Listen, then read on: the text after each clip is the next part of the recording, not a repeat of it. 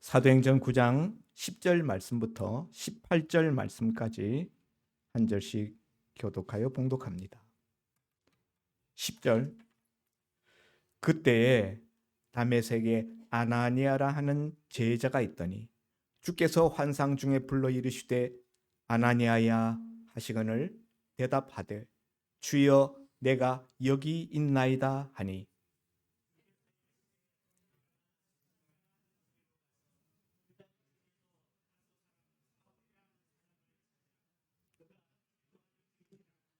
그가 아나니아라 하는 사람이 들어와서 자기에게 안수하여 다시 보게 하는 것을 보았느니라 하시거늘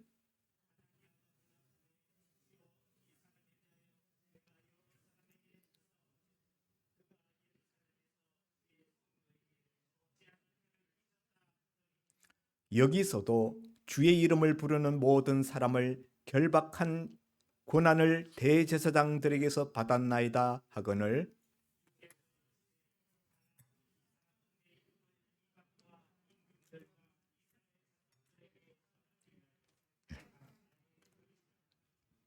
그가 내 이름을 위하여 얼마나 고난을 받아야 할 것을 내가 그에게 보이리라 하시니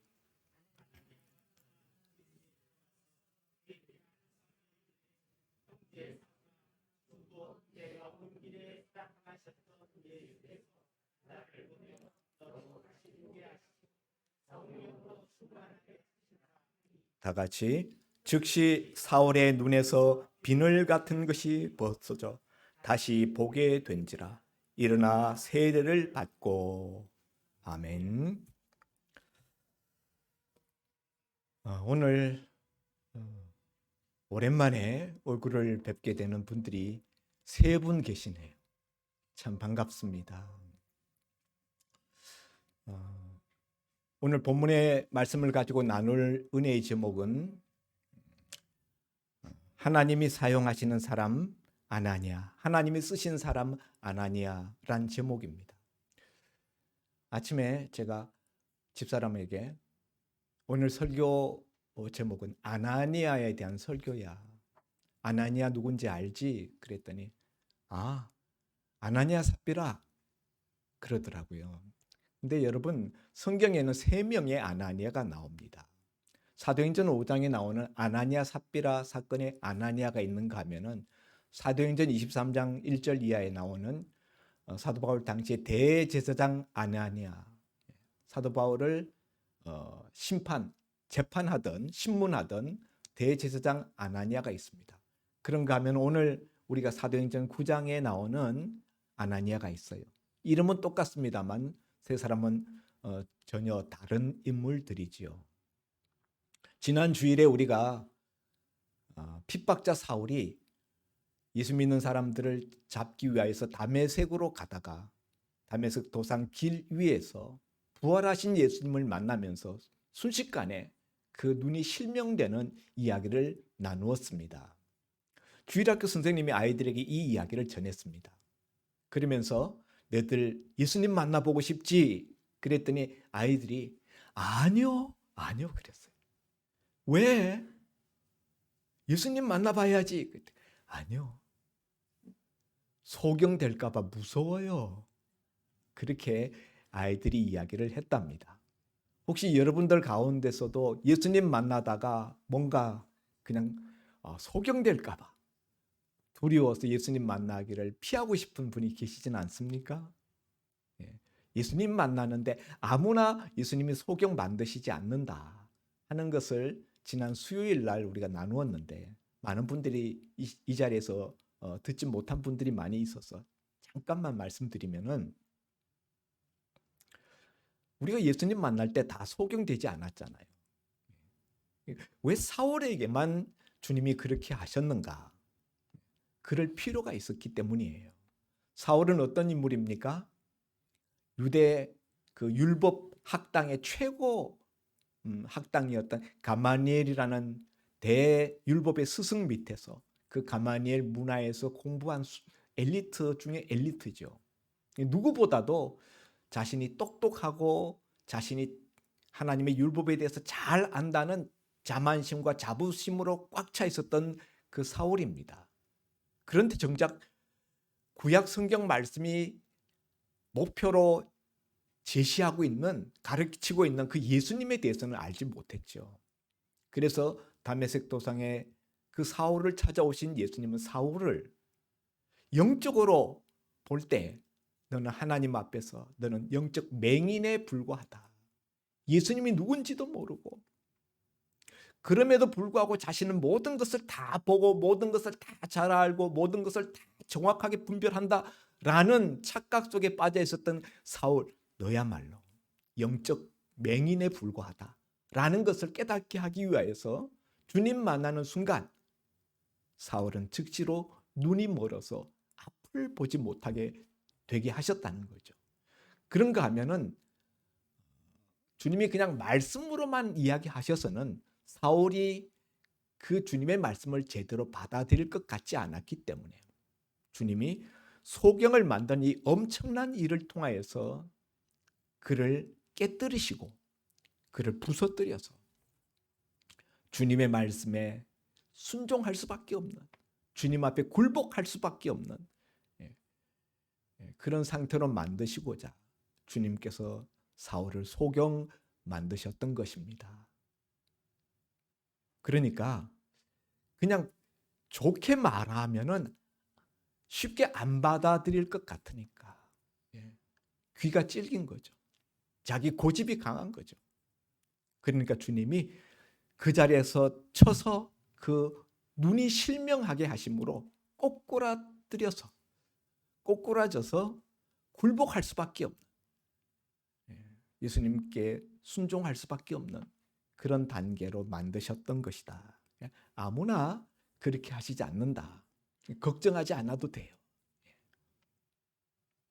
자, 그러면은 사울이 그렇게 실명을 했는데 궁금증이 생기잖아요. 그럼 그 다음에는 어떻게 됐을까? 사울이 계속 맹인으로 살아갔는가? 그건 아닌데 언제 어떻게 그 실명 상태에서 벗어나게 되었는가? 그것이 오늘 우리 읽은 이 본문 기사입니다.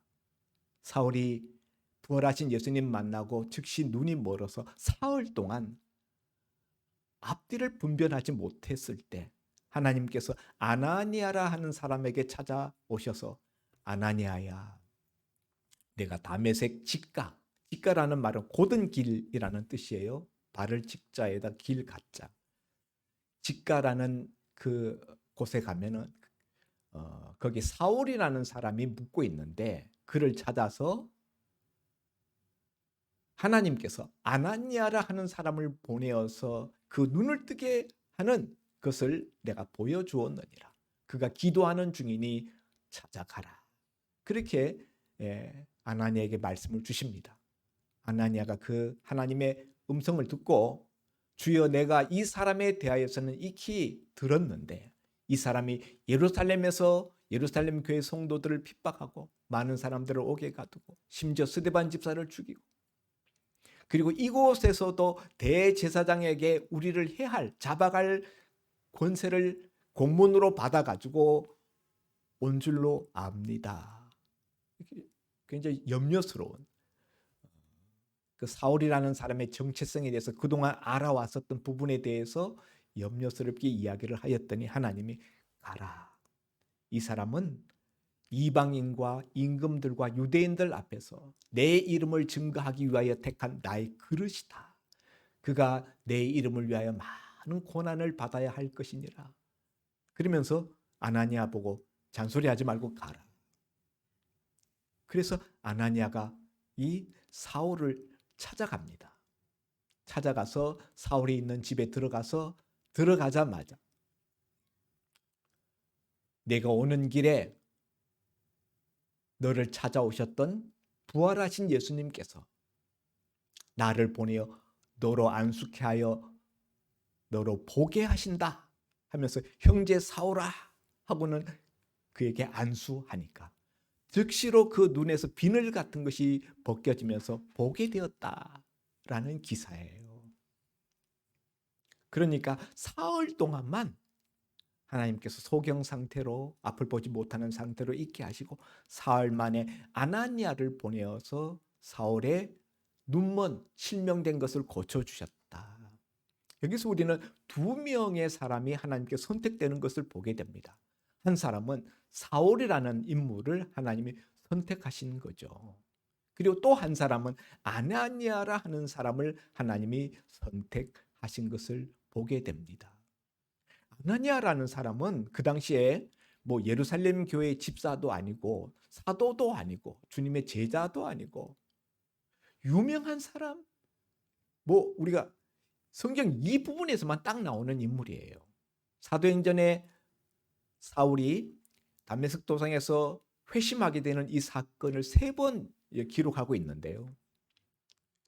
22장에 한 번 나오고 또 26장에 나오는데 22장에 한 번 더 이 아나니아 이름이 나와요. 사도행전에서 부활하신 주님을 만나는 사울의 그 간증 또 회심 기사를 기록한 요 대목에서만 아나니아라는 사람의 이름이 나오고 그 다음에는 다시는 성경에 출연하지 않습니다. 딱 한 번 거명된 이름이에요. 그렇지만은 변방에 있는 주목받지 못하던 대단스럽지는 않았던 그런 인물이지만은 사울이 그 하나님이 인도하시는 앞길, 사명의 길을 향해 나아감에 있어서 결정적으로 기여했었던 그런 인물이 바로 아나니아다 하는 거죠. 아나니아라는 이름의 뜻은 여호와는 은혜로우시다라는 뜻이에요. 여호와는 은혜로우시다. 아나니아는 그 이름처럼 참 은혜로운 사람이었어요. 오늘 우리는 이 본문 기사를 보면서 하나님이 왜 아나니아를 불러서 사울의 눈을 뜨게 하는 일에 쓰임 받도록 하셨을까? 하나님 누구든지 쓰실 수 있어요. 하나님 마음이에요. 누구를 쓰시든 어떤 사람도 쓰실 수 있습니다. 그런데 그래도 이 본문을 보면서 하나님이 아나니아를 쓰실 만하다라고 생각되어지는 그런 면이 있어서 오늘 이 시간에 제가 그 부분을 살펴보고자 합니다. 하나님이 아나니아를 찾아오셔서 사울의 눈을 뜨게 하시려고 아나니아라는 인물을 주목하시고 그에게 찾아와서 아나니아야라고 이름을 부르니까 10절에 아나니아의 첫 번째 반응 뭐죠? 주여 내가 여기 있습니다. 주여 내가 여기 있습니다. 이건 무슨 뜻일까요? 주여 내가 여기 있사오니 주님이 무슨 필요로 저를 부르셨던지 간에 저를 쓰시옵소서. 주님 분부하시는 대로 제가 수행하겠습니다. 그런 자세가 들어있는 대답입니다. 저는 하나님이 굳이 왜 아나니아를 찾으셨을까 할 때 2가지 이유가 있다고 생각해요. 하나는 하나님 쓰시기에 편하였기 때문에. 하나님이 쓰시기에 아나니아라는 이 인물이 편했다는 거예요. 준비되어 있었어요. 주여, 제가 여기 있습니다. 저 여기 대령해 있습니다. 대기하고 있습니다. 분부만 하십시오. 무슨 말씀이든지 제가 따르겠습니다. 그런 뜻이거든요. 쓰시기 편한 사람을 하나님은 쓰신다. 두 번째로는 아나니아라는 이 인물이 하나님이 지금 쓰시고자 하는 일에 적합했기 때문이에요. 그냥 쓰기 편하다고 아무나 막 쓰지는 않습니다. 용도가 있잖아요. 우리가 공구도 용도에 맞게 쓰잖아요. 사람도 쓰고자 하시는 일에, 하나님이 쓰시고자 하는 일에 적합한 사람을 쓰신다. 지금 하나님이 쓰시고자 하는 일이 어떤 일입니까? 2가지예요. 사울과 관련된 일인데 첫째는 사울의 눈을 뜨게 하시려는 거예요. 예? 맹인이 된 사울의 그 눈을 안수하여서 뜨게 하는 일. 그러려면 뭐가 있어야 돼요? 성령의 능력이 있어야 됩니다. 성령 충만한 사람이라 해요. 아나니아는 경건의 모양만 있었던 것이 아니라 경건의 능력이 있었던 사람이에요. 성령이 충만한 사람이었습니다. 그래서 오늘 여기 17절에 보면은 형제 사울아 주 곧 내가 오는 길에서 나타나셨던 예수께서 나를 보내어 너로 보게 하신다 하시고 성령으로 충만하게 하신다 하니 즉시 사울의 눈에서 비늘 같은 것이 벗어져 다시 보게 된지라.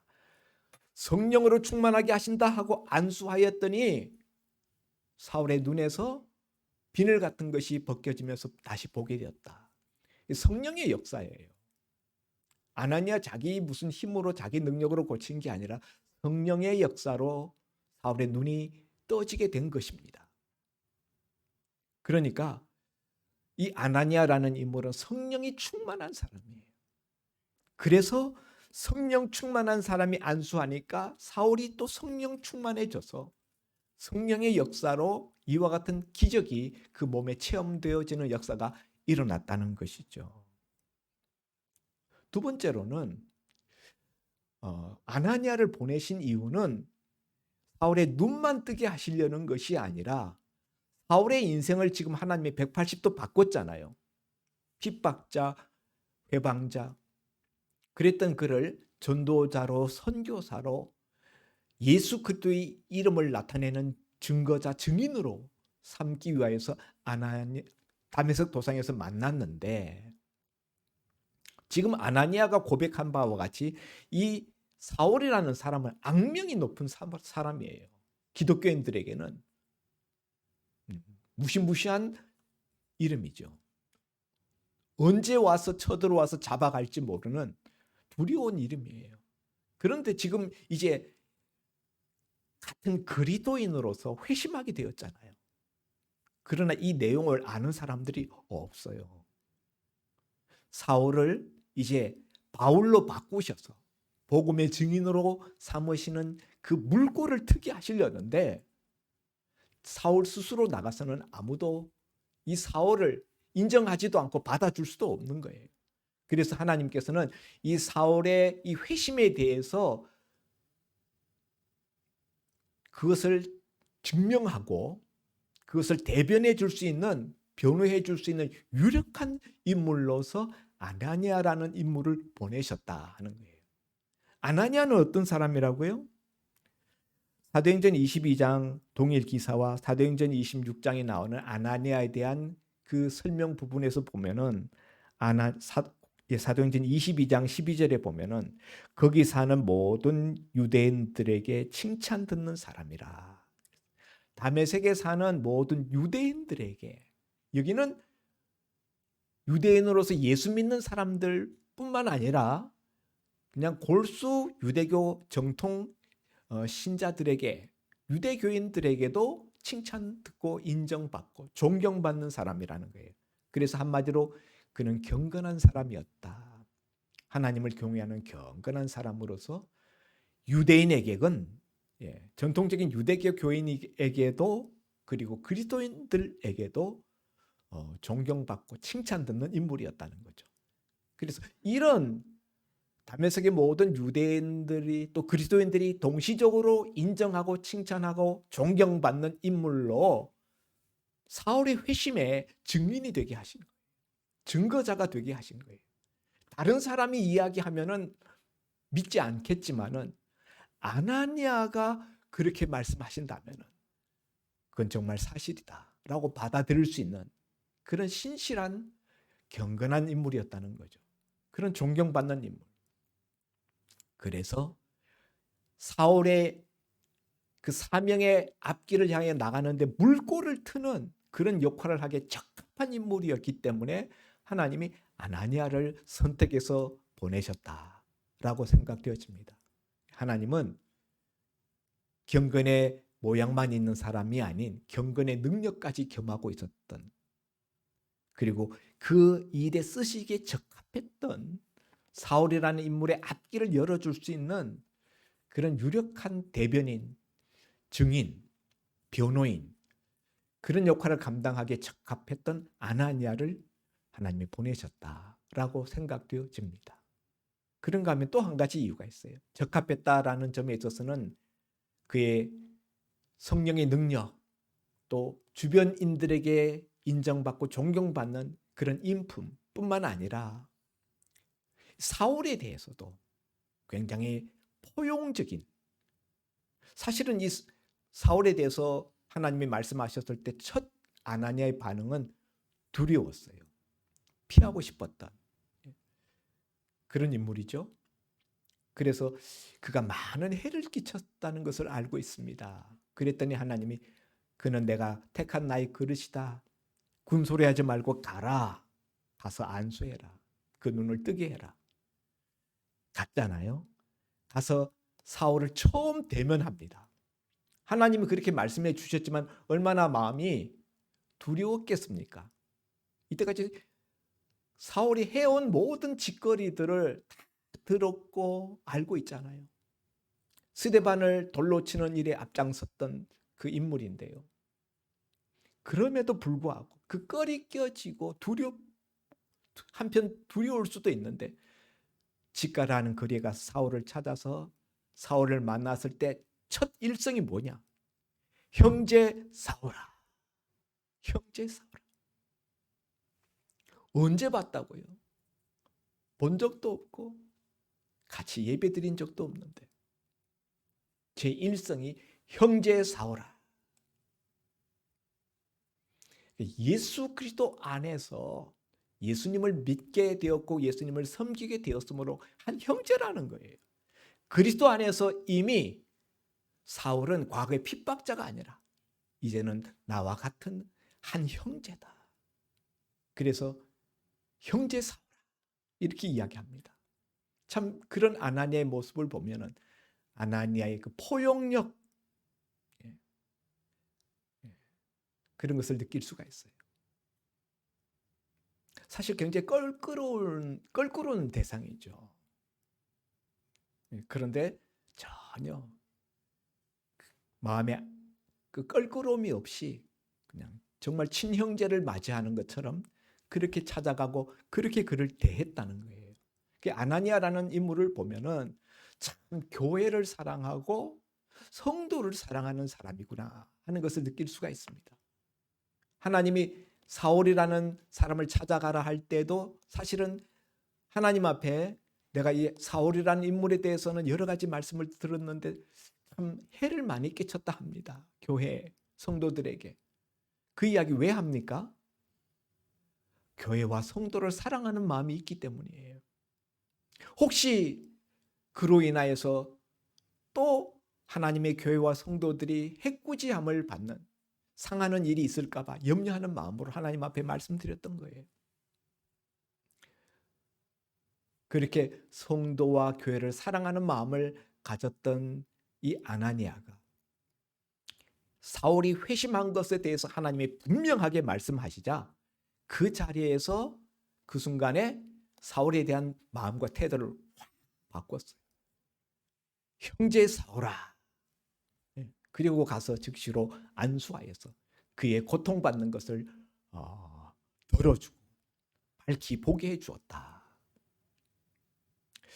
저는 이런 것 때문에 하나님께서 이 아나니아라는 인물을 선택하셨다고 생각합니다.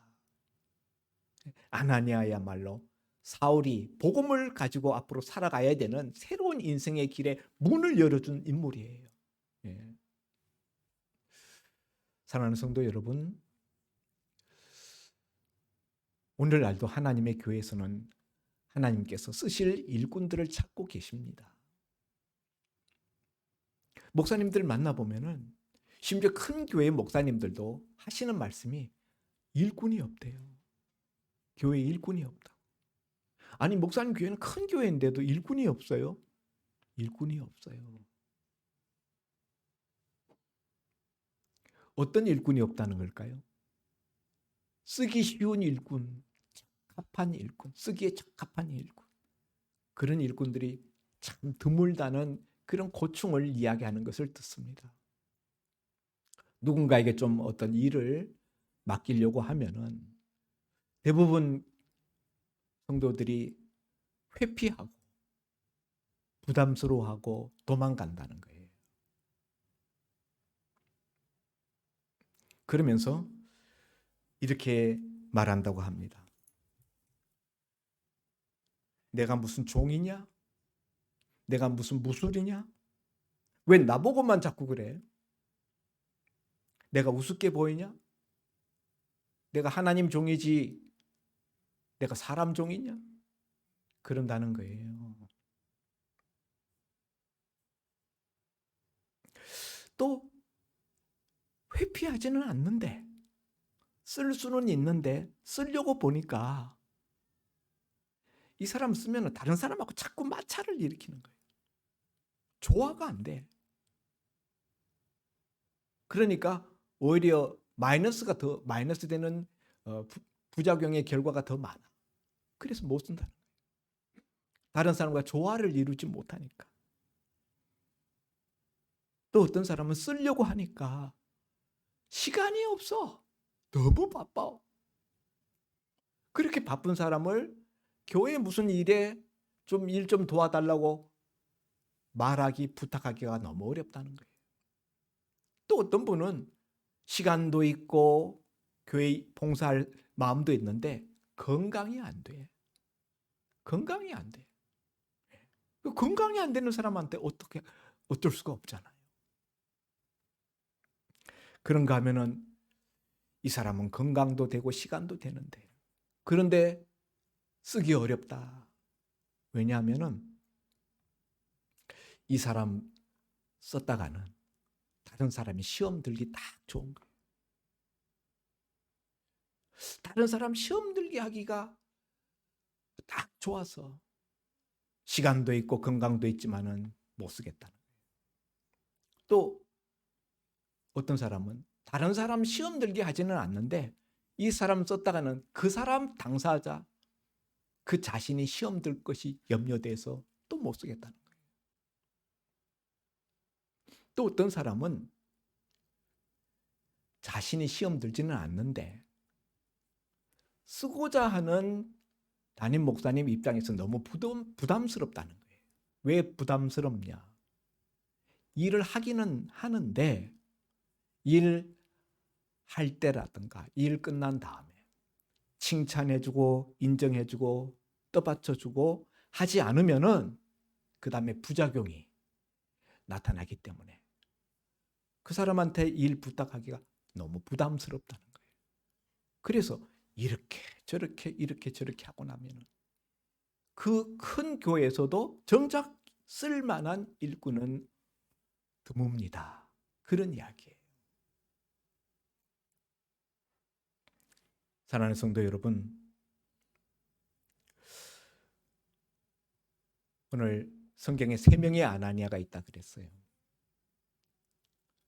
아나니아 삽비라 사건에 나오는 바나바가 자기 밭을 팔아서 온전히 교회에 바치고 사도들의 발 앞에 바치고 난 다음에 그것을 통하여서 초대 예루살렘 교회에 고아와 과부들, 가난한 자들을 돕는 일에 유력하게 쓰임 받음으로 말미암아 예루살렘 교회의 칭송을 받았던 바나바. 그래서 바나바 권위자, 위로의 아들이라는 뜻이잖아요. 그 사람이 그렇게 헌금을 하고 하나님 앞에 또 성도들 앞에 인정받고 칭찬받는 그것을 보고 부러웠던 이 아나니아 삽비라 부부가 자기들의 밭을 팔아서 그 밭의 일부만 사도들의 발 앞에 바치고 전부를 바친 것처럼 행세했어요. 자기네들도 교회의 인정과 존경과 그런 그럴듯한 명성을 얻기 위하여서 그랬다가 어떻게 되었습니까? 사도 베드로 앞에 거짓말하니까 내가 성령을 속였다. 그리고 그 자리에서 즉사하지 않습니까? 영혼이 그에게서 즉시로 떠났어요. 아나니아 삽비라 부부가 두 사람이 다 하나님 앞에 거짓말하고 하나님의 인정이 아니라 사람들의 인기를 받으려 하다가 헌금하고 죽었어요. 그런 아나니아 있습니다. 사람들의 인기, 그걸 하나님의 인정하심보다 더 주목해서 봤었던 그런 아나니아가 있는가 하면 사도 바울을 신문하고 재판하던 사도행전 23장에 나오는 아나니아, 그 대제사장 아나니아, 그 당시에 이 대제사장은 자기의 이익을 위해서는 폭력과 악행도 서슴지 않았던 그런 악인이었어요. 그런데도 불구하고 종교 지도자라는 그 타이틀을 가지고 의인 사도 바울을 신문하고 재판하고 비판했던 그런 인물이죠. 타인을 비판하고 정죄하는 일에 앞장섰던 아나니아, 대제사장 아나니아. 사랑하는 성도 여러분, 그러나 그런 아나니아가 아닌 오늘 본문에 나오는 경건의 모양만 있었던 것이 아니라 경건의 능력까지 있고 교회와 성도들을 사랑하고 하나님 앞에 쓰임받기 딱 좋도록 늘 준비되어 있었고 대기하고 있었던 내가 여기 있습니다. 부르시면은 제가 여기 있습니다. 하나님 쓰시기에 쉬웠던 이런 아나니아도 있었다.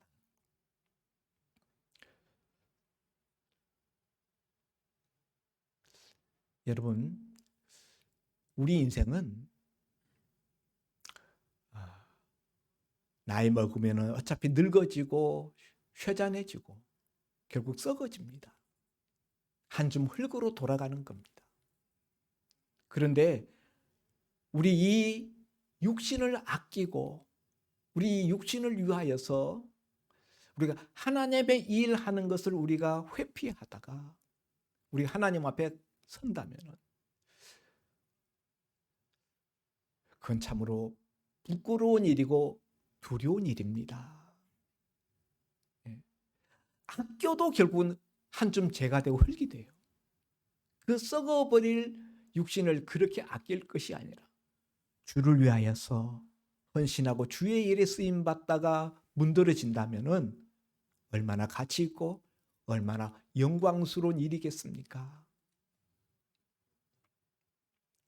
잠언 25장 13절에 충성된 사자는 그를 보낸 자에게 여름 가뭄에 여름 추수 때에 시원한 얼음 냉수 같아서 그 주인의 마음을 시원하게 하느니라. 충성된 자는 주인 대신 하나님의 마음을 시원하게 하는 얼음 냉수와 같다는 거예요. 추수하는 날 더워요. 날이 뜨거운 떼약볕 밑에서 추수하는데 얼음 냉수 한 그릇 들이키면은 얼마나 온 몸이 시원해집니다. 하나님은 오늘도 충성된 자를 찾아 다니십니다. 어디 정말 내가 쓰기에 쉽고 적합한 충성된 자가 없을까? 저는 우리 첫 손자를 보고 이 말씀이 너무 좋아서 하나님의 마음을 시원하게 해드리는 그런 인물이 되라고 시원이라고 이름을 지었어요. 충성된, 하나님 앞에 충성된 시원이. 제가 벌써 18년 됐네요. 교회를 건축한 지. 우리 교회를 건축할 때 그 막바지에 우리 교회가 토계공에 수용되었습니다. 얼마나 속상했는지요. 그런데 그것 못지않게 속상한 것이 있었는데 우리 교회를 건축할 때 직영으로 건축했잖아요. 그래서 날마다 우리 집사람이 그 일꾼들 찬을 해서 먹이고 오전, 오후 간식을 제공하고 점심을 제공하고 정말 힘들었어요. 다른 교회 같으면 성도들이 돌아가면서 아마 순서를 정해서 그렇게 했을 텐데 약 반년 동안 건축했잖아요. 겨울을 보내고 그 다음 봄까지. 근데 그 6개월 동안 건축하는데 성도들이 교회 건축에 대해서 관심이 없더라고요.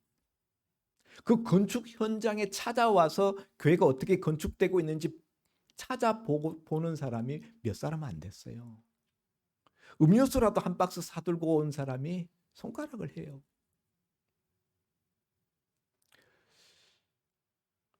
날마다 저는 그 반 노가다를 했습니다.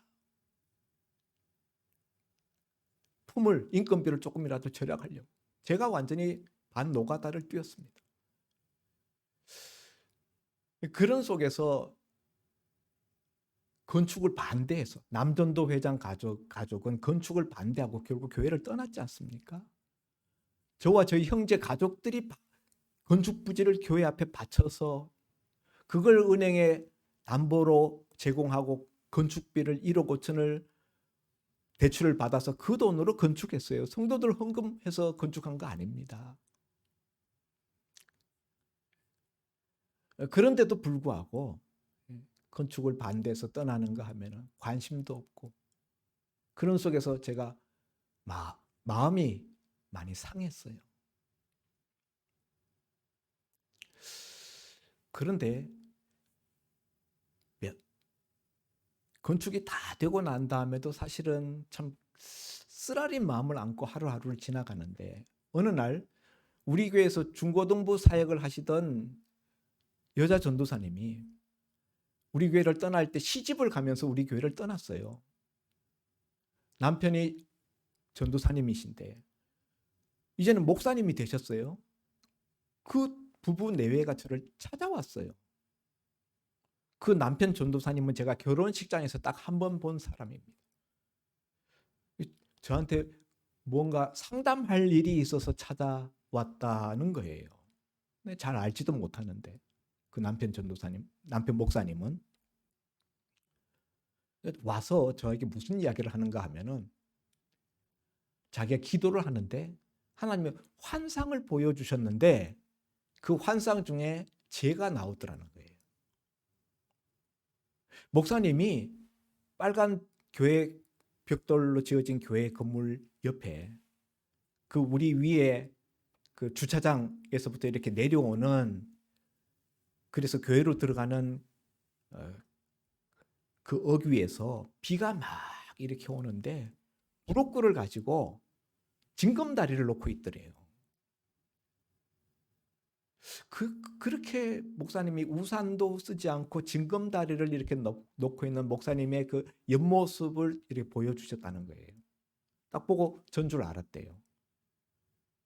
그래서 하나님이 왜 목사님 모습을 보여주셨는지 자기는 알 수가 없으니까 목사님에게 찾아가서 물어봐야 되겠다 해서 저를 찾아왔다는 거예요. 그러면서 혹시 자기네 내외를 부교육자로 쓰시라는 뜻이 아닌가? 당시 자신은 호주로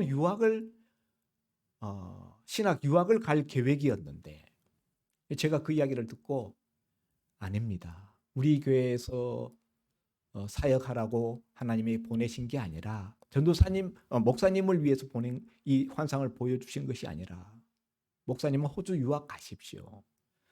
저를 위해서 보여주신 겁니다. 전 목사님을 통해서 저에게 하나님이 위로해 주시려고 보여주신 겁니다. 제가 그 이야기를 듣고 정말 깜짝 놀랐어요. 그날은 그 말을 듣고 나니까 생각이 생생하게 나더라고요. 건축하고 그 막바지에 우리가 막 예배를 드리던 초창기 무렵인데 토요일 저녁이었어요. 토요일 저녁인데 비가 막 내리더라고요. 건축은 다 끝났지만 그 주변이 어지러웠어요. 주변 정리를 하고 있는데 비가 오니까 갑자기 소나기가 막 부어지니까 위에 주차장에서부터 내려오는 그 아래 거기 지대가 좀 낮잖아요. 거기 막 이렇게 물이 막 차가지고 그냥 걸으면은 발이 물속에 빠지겠더라고. 물도랑이 막 이렇게 흘러가는 거예요. 그래서 성도님들이 차를 주차하고 이리로 내려와서 교회로 들어가야 되는데 신발이 다 젖겠다 싶어서 남은 공사하고 남은 브로크를 갖다가 거기 쭉 교회를 들어오는데 징검다리를 만든 거예요. 벽돌을 부록으로 하나씩 하나씩 놓으면서. 근데 그때는 우리 집사람도 제가 그거 하는 거 보지도 못했고 아무도 제가 그 작업을 하는 걸 보지 못했어요. 저는 그걸 제가 해야 될 일로 당연히 여기고 뭐 그것 때문에 성도들을 부르겠습니까? 제가 그냥 했어요. 그리고 그 다 잊어버렸어요. 그런데 그로부터 한 1년쯤 지난 그 시점에 하나님이 생각지도 못했던 그런 분을 보내어서 그 당시 제가 벽도 비 맞으면서 부럽고 놓고 있던 징검다리 놓고 있던 그걸 나한테 말씀을 듣게 하시는 거예요. 제가 그때 무슨 느낌이 들었는가 하면은 제가 성도들에게 서운해하는 걸 하나님께서 야 서운해하지 마라. 내가 다 보았느니라. 내가 너 어떻게 하는 걸 내가 다 보았느니라. 내가 보고 내가 알면 되지. 뭘 서운해하냐? 성도들이 알아주고 못 알아주고 그게 뭐 대수냐? 내가 알아주면 되지 않냐? 하나님이 저한테 그렇게 말씀하시는 걸로 들었어요.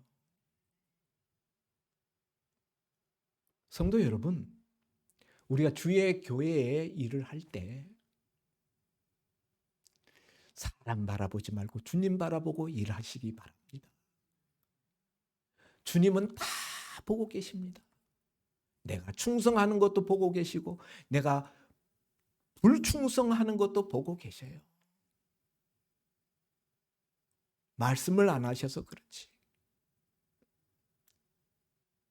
주님이 보시고 주님이 아시면 다 그걸로 족합니다. 오늘도 주님은 우리에게 찾아오셔서 내가 누구를 쓸고 그때 주여 제가 여기 있습니다. 이 말씀 드릴 수 있는 저와 여러분이 될 수 있기를 바랍니다. 기도합니다. 하나님 아버지, 오늘 아나니아 여호와는 은혜로우시다 라는 이름처럼 참으로 은혜로웠던 아나니아의 이야기를 들었습니다.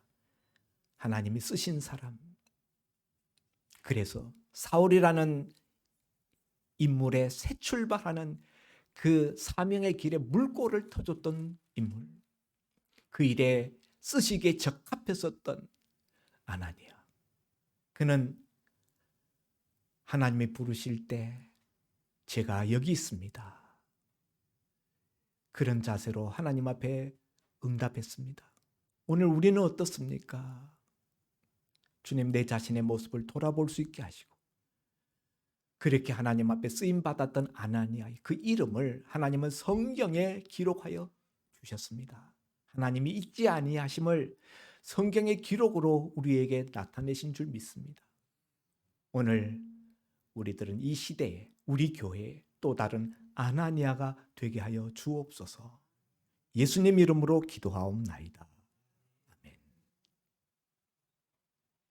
말씀 감사합니다. 이거 안 켰네 내가.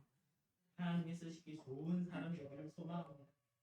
595장 들으면서 봉헌 드림을 드린 홍보에서 목사님 기도해 주시겠습니다. 595장입니다.